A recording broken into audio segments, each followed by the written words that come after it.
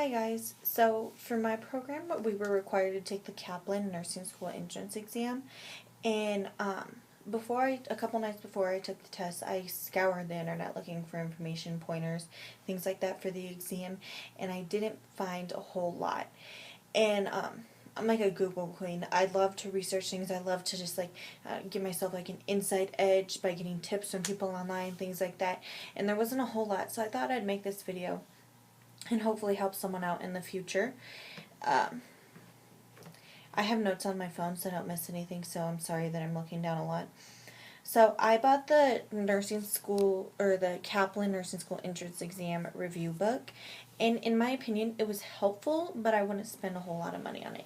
If you can get a used copy for cheap, knock yourself out, because it does have a lot of help, but it's not going to be your end-all be-all study guide tool. You're going to need, it's going to be like a supplementary tool. And actually a lot of the information about the test itself that I'm giving you here comes directly out of that book. So let's see. The thing is, about the Kaplan book. Back it up. Sorry. It actually covers the Kaplan, the T's, and the HESI, so it's a lot broader of information than just about the Kaplan, and that's why I didn't find it completely helpful. But the exam is timed. It's approximately a 3-hour exam, and each section is timed, and you can't carry over on your sections. So, like say you have an extra 50, you took 30 of your 45 minutes on reading, you can't use that extra 15 minutes on math later or something like that. You have the allotted time for each section, and that's it. You can take a break between each sections, and I would definitely recommend that, especially if you have a lot of test anxiety or whatever. Get up, stretch, clear your mind, whatever you gotta do, just take a break. Even if it's just 2 minutes, get a drink of water, whatever you need to do. It is a little bit of a long exam. It's kind of a stressful situation considering what's potentially writing on it. So it's just good to, your brain gets fried real easily, so it's good to get up, take a break, just clear your mind before you move on to that next section. So there's 4 different sections. They are reading, math, writing, and science, and they go in that order on the exam. Let's see. From the research I've done online, I haven't been able to find a whole lot about averages of the exam, but from what I've read, the national average is anywhere between a 75 and a 79%. From what I hear, this is just like hearsay, discussion forums on the internet and stuff. Anything in the 80s is pretty good, 90s is fabulous. And what they do, each section is just a straight percentage off of number of questions correct over total number of questions. So if you get 8 out of 10 questions, you get an 80% for that section. And then they take each section and they average that, and that's like your overall Kaplan score. My school looked at your overall score and looked at your science score. And I think that's a common theme between schools, but who knows. Let's see here.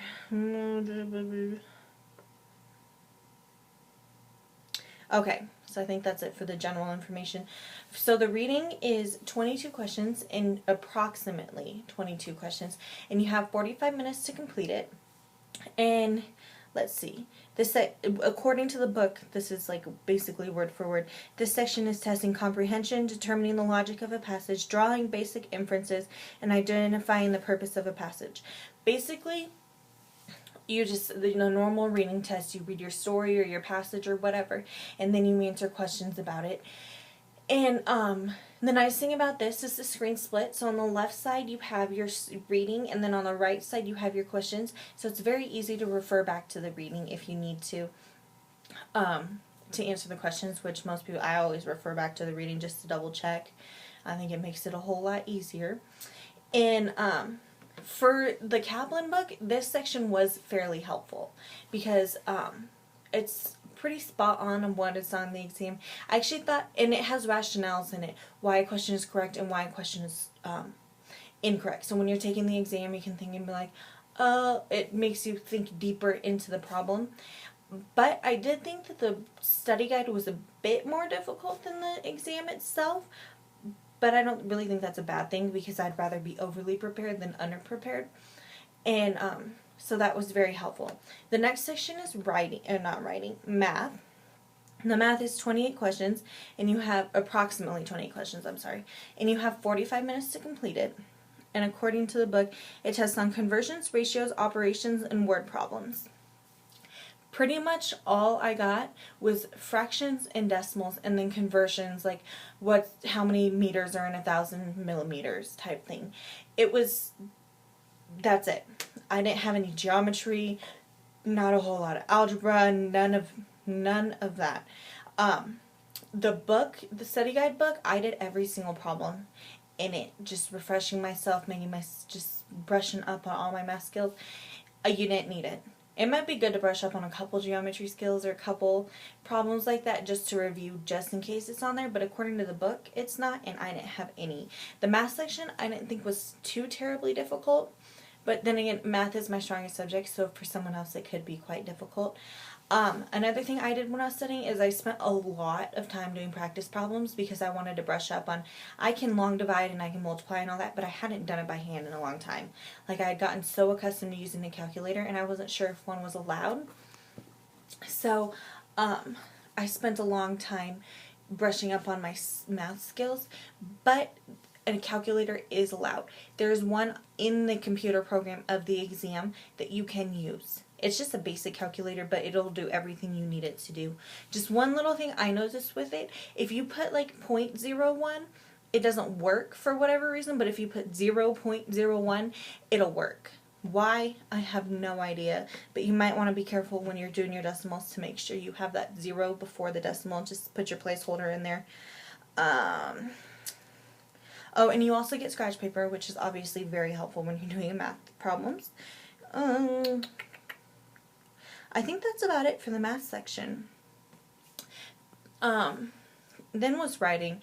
This was actually my worst scoring section, and I thought it was the most difficult, which I was not expecting at all. It has 21 questions, approximately 21 questions, and you have 45 minutes to complete it, and it's like subject-verb agreement, putting this paragraph in a passage, where does it fit best, things like that, according to, let's see what the book said about it. It tests essential writing skills, including passage development, paragraph logic, and mechanics of writing. I really had a difficult time with this section, which I wasn't anticipating because I am a good writer. Not to toot my own horn or anything, but it's one of my strong points. I'm told all the time that I'm a good writer, and I wasn't really expecting to have issues with this. In the Kaplan book, there is nothing to study. The vocab section, do not waste your time because that's not relevant to this exam. And it was just hard. The only thing I can think of to study is maybe get like an English review book, like English Made Easy or for Dummies or Writing for Dummies, something like that, where you get brush up on subject-verb agreement and logic of a story, things like that. I just found it real difficult. If you've taken this exam and you have pointers for this section, I would love to hear them, because like I said, I was just at a loss with this section. The last section is science, and this was what I was most stressed about, just because it's like I was the biggest score on my exam, and I was really worried about it. Let's see.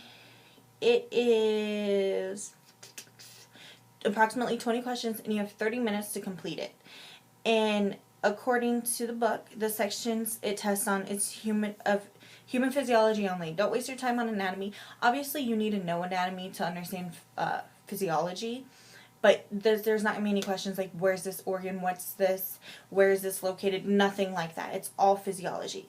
And according to this, systems it tests on is a cardiovascular system, electrolytes, GI system, immune system, renal system, homeostasis, respiratory system, sensory system, and neurology.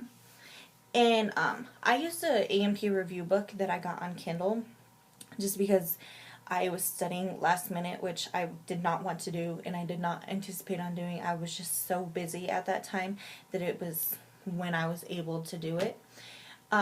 And it was helpful. I read the whole thing and did all the sections. I don't think it's bad to brush up on all of your physiology, but I would definitely focus on those things I just listed out. That's what the Kaplan book tells you that's in it. I didn't have any questions outside of that. Not saying that there aren't questions outside of that, but I didn't have any outside of that. And that actually does cover, for the most part, everything. But definitely just focus on those sections. Another thing I found extremely helpful was to go online and watch online like tutorials. I'm a visual person, so to see the little animations of how things work and what they do and all that was hugely, immensely helpful. For my A&P class, I had to sign up for Mastering Chemistry, not chemistry, wow, Mastering A&P, and there's a study area in there that has all these video reviews and games and things like that. It was so helpful. If you happen to have signed up for Mastering Anatomy and Physiology, your access is good for 2 years, maybe 18 months, but I'm pretty sure it's 2 years. So if you still have that, I would definitely take advantage of that. If not, online there are tons and tons of free resources. So especially if you're a visual learner, I would definitely take advantage of that, because I basically read over the review book like once and then just did all the tutorials online, and I felt really confident in what I knew about anatomy and physiology going into that. Oh, another thing that's pretty much each section, that's pretty much all I have to say about each one. Another thing is about the exam is you can go back and check your answers. I try not to do that because I tend to change my answers, and every time I change my answers I regret it, but I do go back and make sure I didn't click something that I didn't mean to, things like that. So you can, before you hit submit, you can go back and check your answers. I don't know, that's pretty much all I have for you guys. Hopefully this was at least remotely helpful for someone. Like I said, I couldn't find a whole lot of information about it for myself, so just to help anyone out, I really hope I am helpful. And yeah, until next time, until I have another reason to make a video, maybe after orientation or first day or something. I just don't want to be boring and ramble all the time, so I'm trying to do more like helpful videos. I might do how I studied for A&P video, because the way I studied was, I don't know, my classmates thought it was cool because I was the first one to think of it. I don't think I'm the first person on this planet to think of it, but I was the first one to think of like, oh, let's study like this. So I was going to give some pointers on how I studied for A&P, maybe help someone out, but we'll see. But until next time, bye. Thanks for watching.